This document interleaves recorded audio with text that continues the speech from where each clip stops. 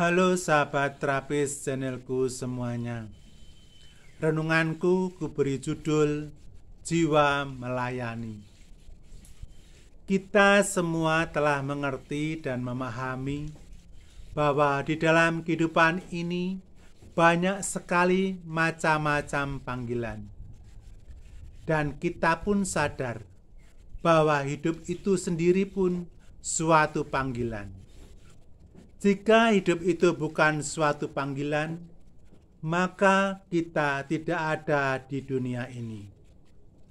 Oleh sebab itu, marilah, hargailah, rawatlah, dan jagailah hidup itu, karena hidup itu suatu anugerah. Bacaan hari ini diambil dari Injil Matius bab 15 ayat 29 sampai dengan 37. Saya akan mengutip satu ayat, yaitu ayat 32, yang bunyinya, "Hatiku tergerak oleh belas kasihan kepada orang banyak itu." Kutipan teks di atas mau mengingatkan kita untuk mempunyai jiwa yang penuh belas kasihan kepada sesama.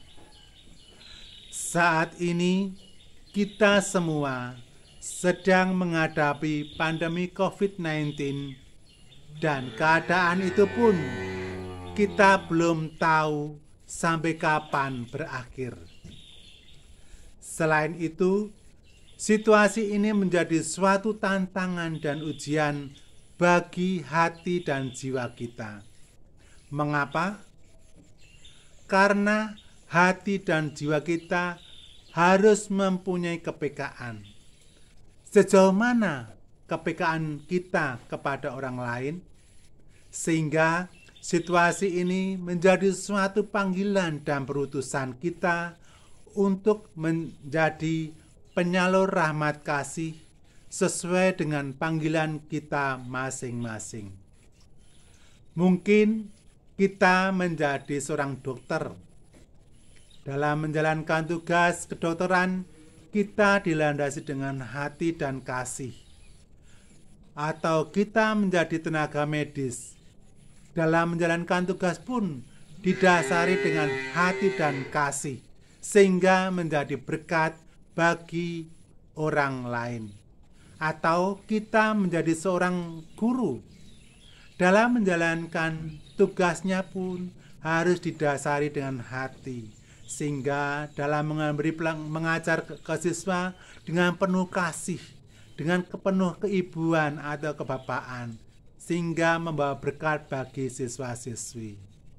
Atau kita menjadi seorang wakil-wakil rakyat. Di dalam menjalankan tugas amanah rakyat harus dengan hati dan kasih, sehingga pekerjaan bukan menjadi medan atau proyek pribadi untuk kepentingan pribadi, tetapi untuk menjalankan amanah rakyat. Dengan begitu, setiap panggilan pasti ada konsekuensinya yang harus kita hadapi dan kita terima. Entah itu mudah, entah itu sulit, entah itu enak, entah itu tidak enak.